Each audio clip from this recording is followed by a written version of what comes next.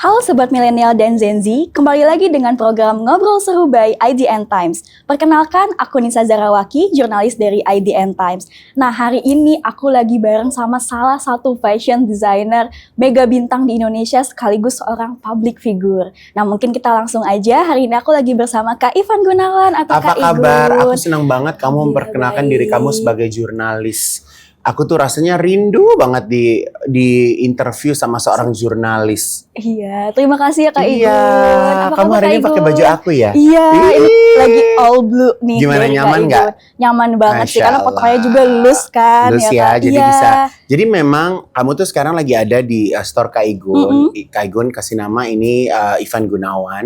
Jadi aku tuh nggak pernah sebenarnya tahun-tahun sebelumnya tuh nggak pernah bikin yang namanya ready to wear collection. Oke. Selalu bikinnya tuh made to order gitu. Jadi semenjak Kak Igun waktu itu punya pop up store di Plaza Indonesia, akhirnya Kak Igun berpikir, oh ternyata kalau aku bikin ready to wear collection itu lebih mudah orang untuk bisa ngedapetin koleksi aku gitu. Jadi store kita sekarang ini ada di Kemang. Jadi ini store yang luasnya cukup besar. Jadi Kak Igun tuh suka mengundang customer, loyal customer untuk bikin arisan, untuk bikin gathering sambil shopping, intimate sama Kak Igun di butik ini.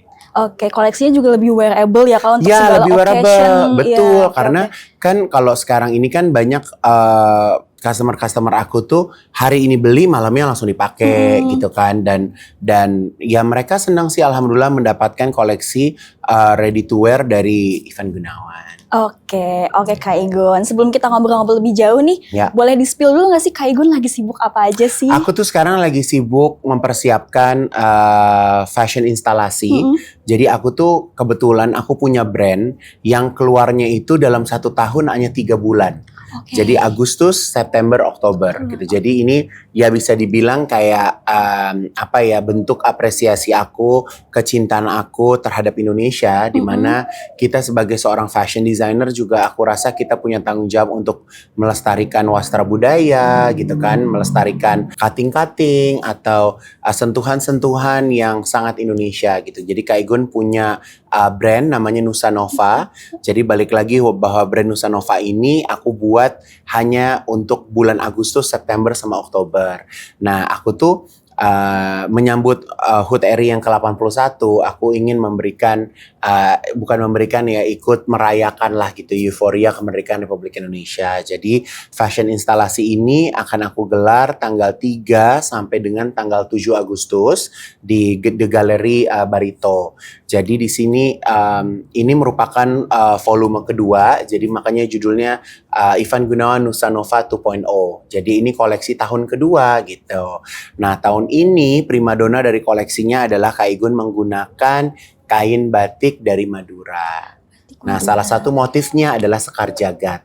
Makanya Kak Igun kasih judul koleksi ini Sekar Jagad. Oke, mungkin untuk instalasinya sendiri nih, Ya. tadi kan kata Kak Igun kita mau merayakan wastra ya Kak Igun. Nah, boleh diceritain gak sih mungkin nanti konsep eksibisinya akan seperti apa? Oke, jadi karena Kak Igun alhamdulillah pernah berpengalaman untuk melihat fashion exhibition di luar negeri. Jadi aku pengen membawa vibe itu untuk ke Indonesia gitu. Karena aku pengen anak-anak sekolah fashion, terus udah gitu pencinta kain, pencinta kebaya, pencinta wastra, dan seluruh masyarakat umum bisa melihat koleksi aku dari dekat. Jadi bahwa koleksi yang Kak Igun buat, ini walaupun Kak Igun menggunakan batik sebagai primadona, tapi looknya itu nggak seperti baju formal pada umumnya gitu loh. Jadi customer-customer aku bisa menggunakan batik ini di acara-acara yang cukup bergengsi gitu. Jadi aku bikin kurang lebih ada 30 limited collection, sama ada koleksi yang Kak Igun jadiin ready to wear-nya juga gitu. Oke. Jadi nanti yang datang akan dimanjakan dengan pola-pola konstruksi, akan dimanjakan dengan cutting-cutting feminim dari Kak Igun. Nah, salah satunya nih ada di patung ini nih gitu. Jadi bagaimana batik itu aku olah menjadi potongan gaun yang structure, terus potongan gaun yang feminim, yang unik, yang agak liar sedikit gitu kan. Jadi ya pengennya bahwa batik juga bisa naik kelas gitu, looknya nggak kedaerahan gitu. Oke, terus berarti nanti di eksibisinya tuh bukan hanya hasil jadinya aja ya Kak, tapi ada Iya, prosesnya jadi juga ada yang prosesnya. ditampilkan. Jadi Oke. aku mengapresiasi orang-orang yang bekerja di balik layar. Jadi ada tukang pola aku yang udah kerja puluhan tahun, ada head payet aplikasi yang sudah kerja sama Kak Igun juga puluhan tahun.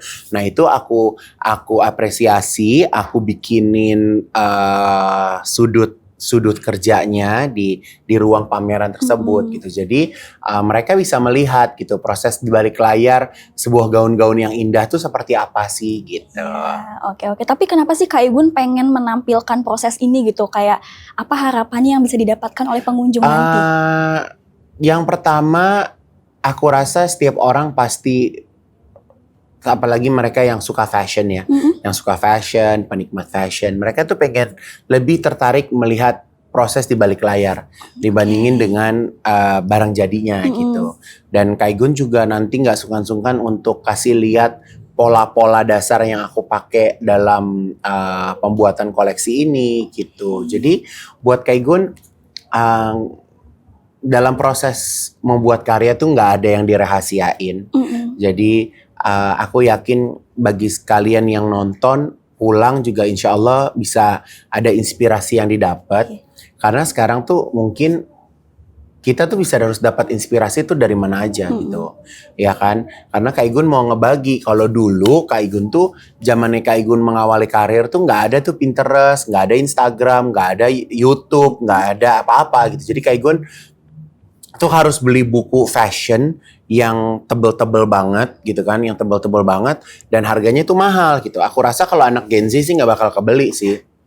Tapi Kak Igun beruntung berada di era tahun 2000-an dalam berkarir gitu. Kalau anak sekarang kan yang penting punya kuota, dia bisa dapat inspirasi dari mana aja. Nah, jadi nanti aku bakal pamerin juga tuh buku-buku fashion aku yang aku punya, koleksi-koleksi yang aku ada tuh nanti aku akan bawa dan aku akan pajang semua di situ gitu. Jadi kayak ada buku-buku yang sering aku lihat, buku-buku yang udah mulai lusuh, udah mulai kucel. Nah, itu bakal aku taruh di fashion instalasi itu nanti. Oke, jadi behind the scene dan kayak perjalanan proses Kak Igun juga ya Kak? Iya, karena kan kalau orang kan sekarang taunya kayak kamu nih bisa pakai blazer Kak Igun, taunya langsung pakai aja. Tapi sebenarnya blazer ini tuh ada ceritanya. Jadi ini blazer yang kamu pakai ini cuttingnya one size fit all. Jadi ini satu ukuran, tapi sampai Kak Igun aja muat. Gitu, yang kurus sekalipun dipakainya juga jadi lucu gitu. Karena kalau Kak Igun nih khususnya ya, momen yang paling gaya bisa Kak Igun pakai itu di saat airport situation.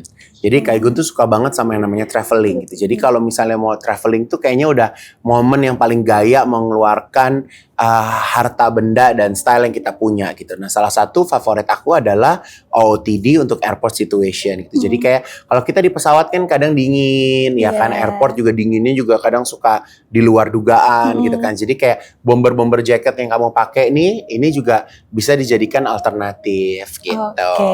Oke. Mungkin kita ngomongin lagi ke koleksinya ya. Ini kan untuk Nusa Nova sendiri kan udah di launching sama Kak Igun tahun lalu ya, pertama kali. Ini kan yang edisi kedua ya Kak, 2.0. Nah, kalau untuk koleksinya sendiri apakah lebih ke pembaruan atau mungkin pengembangan dari yang sebelumnya? Kalau aku di dalam mendesain pasti ada dua unsur itu ya. Pembaruan itu udah pasti, pengembangan tuh of course gitu. Karena kalau kita buat kan kita tahu ya biasa customer kita itu sukanya apa sih gitu. Terus mereka pengennya tampilannya kayak gimana sih gitu. Jadi ya itu pasti cutting juga kalau misalnya kamu lihat yang ada di sini cuttingnya tuh nggak ada yang cutting yang aneh-aneh gitu. Karena mostly yang beli baju Kak Igun, yang beli ya, kalau yang nikmatin tuh bisa semua orang bisa nikmatin. Tapi kalau yang beli itu rata-rata perempuan-perempuan mature. Gitu. Kalau bahasa sekarang tuh orang ada gitu ya. Jadi kalau orang ada itu kita nggak bisa maksain dia untuk diet dong, ini dong, nggak bisa. Jadi namanya orang ada, mau badannya bentuknya kayak gimana di butik tuh ukurannya harus ada gitu. Karena kalau orang ada, kalau beli itu di saat ukuran dia ada, dia akan beli banyak. Oke. gitu. Jadi orang ada lebih konsumtif, dan apalagi mereka yang punya badan tuh ekstra gitu. Karena banyak di sini memang rata-rata customer Kaigun tuh perempuan mapan sih gitu. Jadi 30 tahun ke atas gitu. Oke. Terus tadi kan Sekar Jagat ya Kak Igun. Nah itu tuh apakah motif dari si batiknya atau memang tajuk untuk si exhibitionnya nanti? Oke, jadi memang itu menjadikan sebuah tajuk. Tapi Sekar Jagat itu adalah aku ambil dari salah satu motif di kain Madura gitu. Jadi kan kalau kain Madura tuh image-nya tuh kan bold, colorful, terus transisi warnanya tuh berani, transisi motifnya tuh berani gitu kan. Jadi salah satunya kayak dress yang ada di belakang sini nih.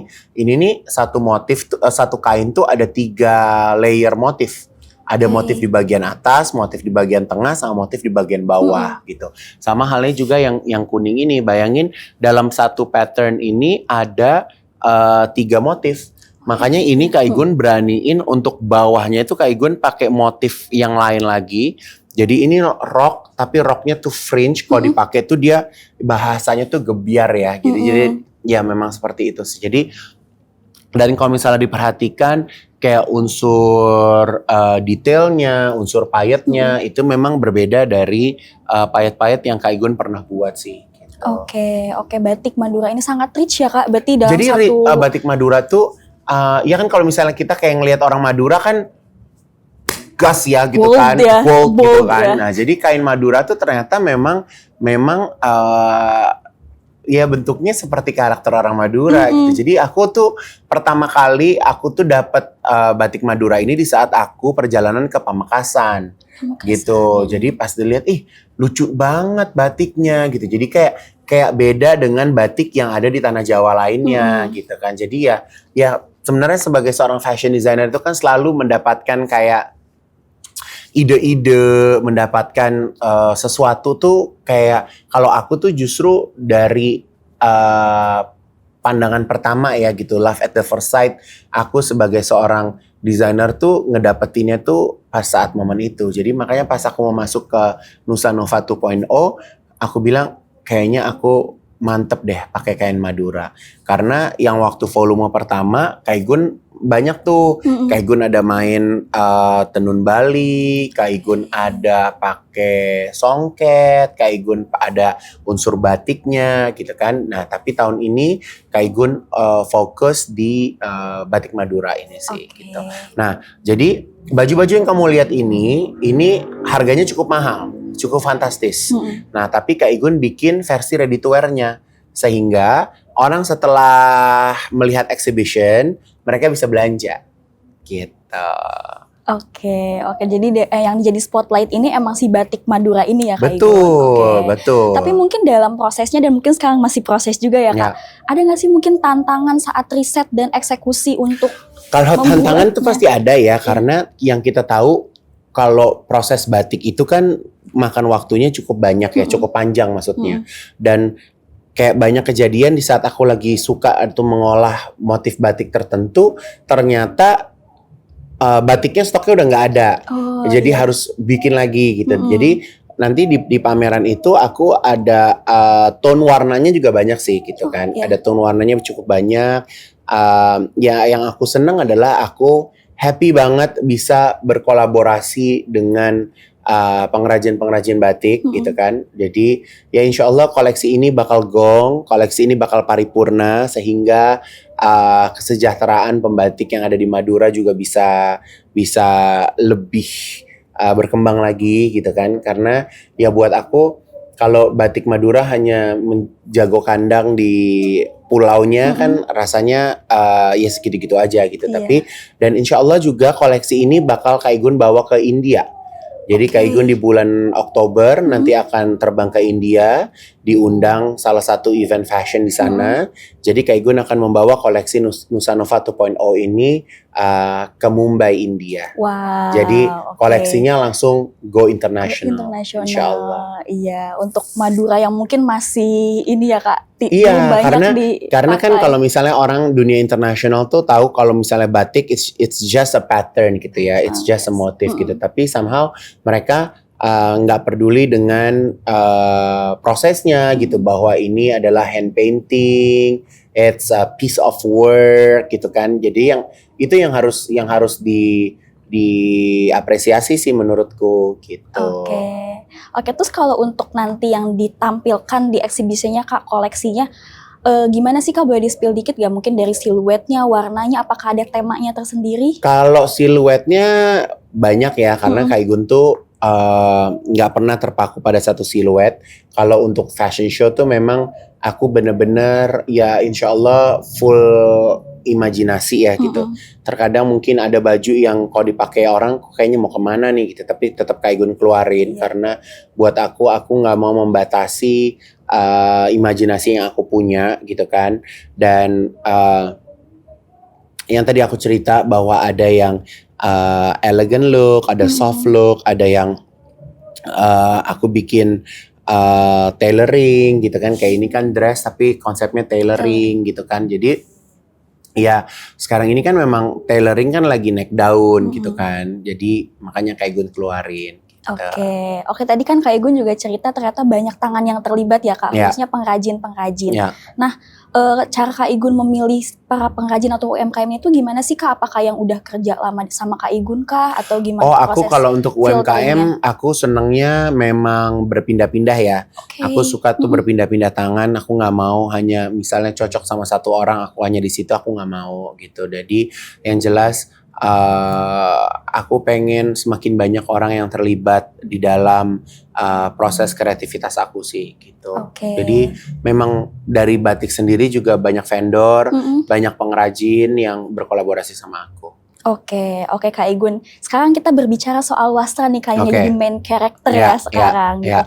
Mungkin masih banyak orang yang beranggapan bahwa wastra itu identik dengan acara-acara formal dan seremonial. Nah, itu makanya karena image-nya tuh seperti itu kan, kayak misalnya batik dipakai kerja gitu kan. Ya udah gitu doang gitu. Tapi batik bisa dipakai kerja, dipakai pesta, batik bisa dipakai di red carpet, batik bisa pakai di event-event gala gitu kan, kenapa enggak gitu kan. Jadi buat aku ya ini menjadi sebuah tantangan gitu, bagaimana cara kita mengolah batik.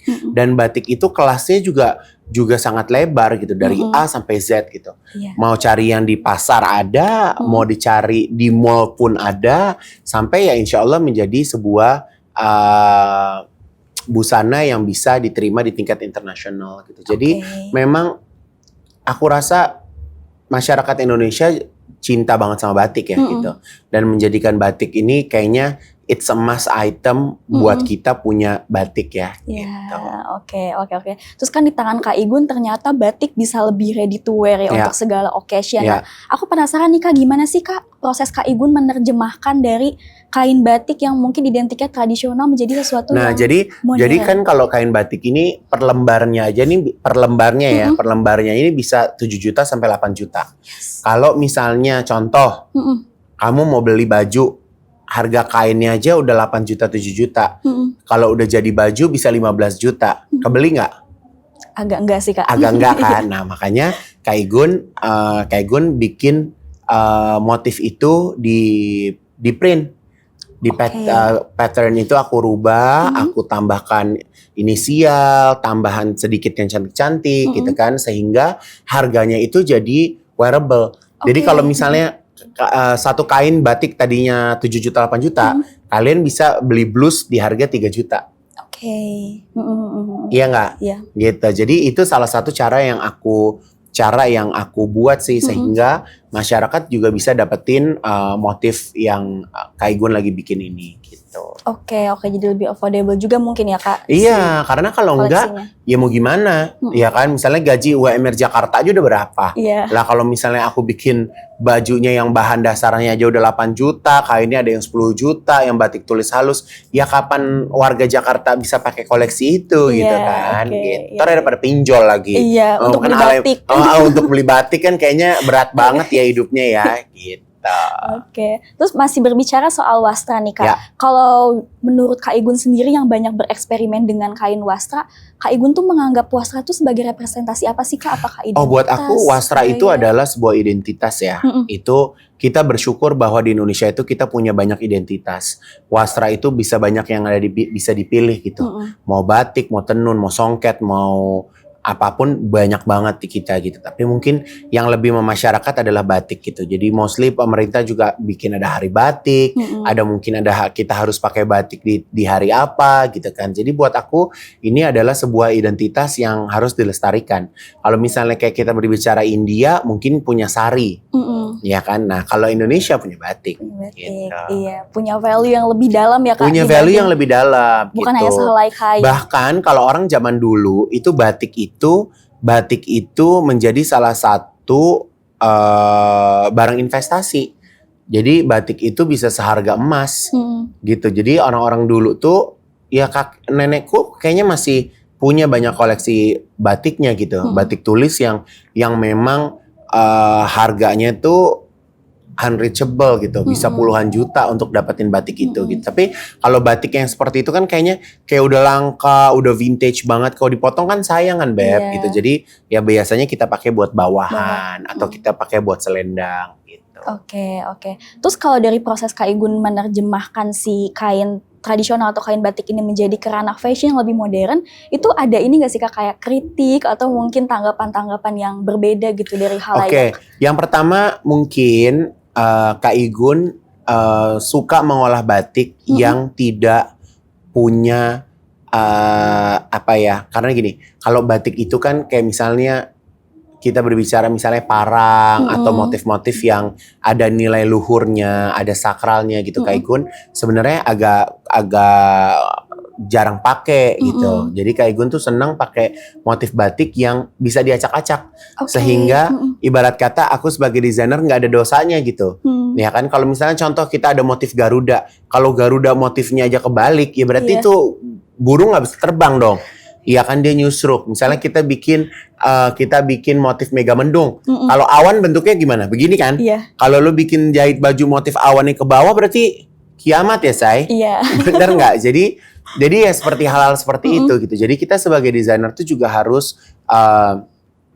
mengerti historical dari motif-motif yang bakal kita buat sih. Oke, ya that's why prosesnya juga penting ya Kak. Prosesnya penting. Jadi makanya kalau sebelum jahit tuh aku tanya ini motifnya apa namanya, terus kayak gitu motifnya apa, ceritanya tentang apa, kayak gitu-gitu supaya kita tahu gitu kan. Dan kayak misalnya contohnya tuh kalau misalnya di acara pernikahan, orang tua tuh bagusnya pakai motif apa, pengantin motifnya apa, Jogja, Solo, nah itu udah lain lagi gitu kan. Oke, kita kembali lagi ke exhibitionnya Kak, instalasi Wastra Nusa Nova. Nah, selain tadi tangan-tangan yang terlibat ya Kak, selain UMKM, pengrajin, mungkin ada kolaborasi spesial lainnya? Aku kolaborasi spesial, aku ada salah satu desainer tas, kalau kamu tahu namanya Bacteria. Jadi Bacteria ini dulu hits banget di eranya, dan sang desainer ini sedang kayak menidurkan karyanya gitu. Tapi aku coba bangunin. Jadi namanya Tante Nancy dari Bacteria. Jadi aku yang bangunin dia gitu. Aku bilang, Tante ayo kita bikin lagi. Jadi aku ada 4 atau 5 koleksi dari Bacteria yang memang aku jadikan handbag yang eksklusif gitu. Dan jewelry-nya kali ini aku kolaborasi dengan Grace Lim. Grace Lim itu adalah desainer jewelry dari Surabaya. Jadi aku bikinnya tuh perhiasannya dari batu-batu alam. Jadi pakai batu-batu alam, bentuknya besar-besar gitu kan. Jadi itu nanti jadi primadona juga di koleksi aku. Gitu. Jadi kayak kembali menghidupkan lagi ya Kak. Iya, jadi kan sebenarnya gini kan. Jadi ya tugas kita yang muda, kita harus bisa merangkul sosok-sosok yang udah ada gitu kan. Gitu. Terkadang kalau yang senior tuh kayak merasa, aduh ini udah bukan zamannya gue, lu aja yang maju. Nah aku nggak mau kayak gitu. Jadi aku pengen tetap semuanya kita bisa lestari bersama. Oke Kak Igun. Terus nanti kalau pas exhibitionnya udah ada nih Kak, harapan Kak Igun apa sih untuk para pengunjung gitu, bisa bawa kesan seperti apa nih? Jadi exhibition itu bisa dilihat untuk umum di tanggal 5, 6, dan 7 selama 3 hari karena tanggal 3 dan 4 memang kami khususkan untuk undangan. Oke. Jadi selama 3 hari itu kita buka dari jam 10 sampai jam 10 malam. Jadi please come over ke Ivan Gunawan Nusanova 2.0. Harapan saya adalah kalian mendapatkan inspirasi, mendapatkan pengenalan tentang wasra, khususnya batik Madura, dan pulang bisa senyum-senyum sendiri karena keindahannya itu masih nempel, ya kan. Syukur-syukur kalian bisa beli koleksi ready to wear-nya karena di situ nanti ada store-nya gitu kan yang bisa kalian bawa pulang gitu. Dan ini benar-benar dibuka untuk umum. Jadi teman-teman semua lapisan masyarakat boleh. Terus udah gitu aku berharap sekolah fashion, pencinta kain, pencinta kebaya, SMK, ya kan bisa lihat lah. Dan aku bakal ada di sana selama 3 hari. Jam 10 pagi sampai jam 10 malam insya Allah bisa ketemu Igun. Ya oke, berarti free for public ya Kak? Free aja deh ya. Iya. Jadi kan karena ya aku pengen sama-sama merayakan HUT RI ya gitu. Jadi aku nggak mau pakai tiket masuk atau apa segala macam, nggak mau. Jadi memang pengennya free aja buat kalian semuanya, masyarakat Indonesia, silakan datang. Oke, berarti informasi lengkapnya bisa dilihat di mana nih Kak? Koleksi lengkapnya nanti bisa dilihat di Instagram aku, Ivan Gunawan Indonesia. Jadi kita mulai minggu ini sudah mulai posting nih. Sekarang ini kita sudah mulai posting gimana caranya untuk kalau misalnya datangnya grup gitu kan, misalnya ber-20, ber-10 gitu. Karena ya sebenarnya lihat fashion instalasi di saat penuh banget kan juga nggak seru ya gitu. Jadi aku pengen ada time managementnya juga sehingga orang-orang yang datang itu bisa tahu waktu-waktunya kapan gitu. Oke Kak Igun, mungkin ini sebelum kita menutup nih Kak, last question dari aku, ada nggak mungkin pesan dari Kak Igun supaya generasi muda lebih mau untuk embrace budayanya sendiri nih Kak, membanggakan? Ya kalau menurut aku kita sebagai orang Indonesia harus bangga dengan wasra-wasra yang kita punya ya. Ya sebenarnya pilihan motif atau pilihan kain itu kan balik lagi disesuaikan dengan kondisi kantong, kondisi personal style-nya seperti apa. Kita nggak bisa memaksakan seperti apa gitu, tapi kalau kita bisa percaya diri dan bangga menggunakan wastra Indonesia, aku rasa ya jiwa nasionalis kita masih tetap terasa di hati ya gitu.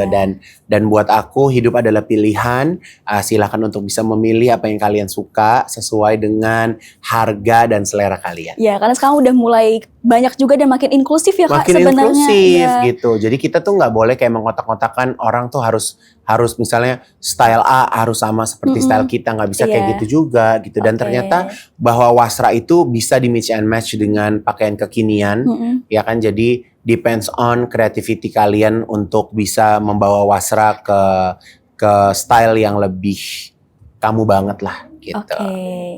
Tadi untuk lokasinya Kak di lokasinya supaya lebih jelas nanti ada di bawah sini. Jadi alamat di nama tempatnya itu ada, nama gedungnya itu adalah The Gallery. The Gallery itu ada di daerah Barito. Gampang kok diaksesnya karena itu ada di depan Rumah Sakit Pertamina. Nanti kalian bisa baca di caption juga. Kalian juga bisa liatin Instagram aku bahwa aku akan kasih tahu lokasinya di mana. Tapi yang jelas exhibition ini buka dari jam 10 pagi sampai jam 10 malam. 4 sampai 7 Agustus free for public. Buka jam 10 pagi sampai jam 10 malam. Di The Barito. Ya, kalau perlu nanti kita bikin 24 jam ya. Iya, berarti Kak Igun harus stay di sana ya. Aku bakal stay di sana insyaallah. Terima kasih. Terima kasih. Thank you. Oke, jadi nantikan ya exhibition persembahan spesial dari seorang Ivan Gunawan nih buat kemerdekaan Indonesia ke-81. Betul. Nanti info lengkapnya bisa dilihat di Instagram. Ya, Ivan Gunawan Indonesia. Oke, terima kasih Kak Igun. Sama-sama.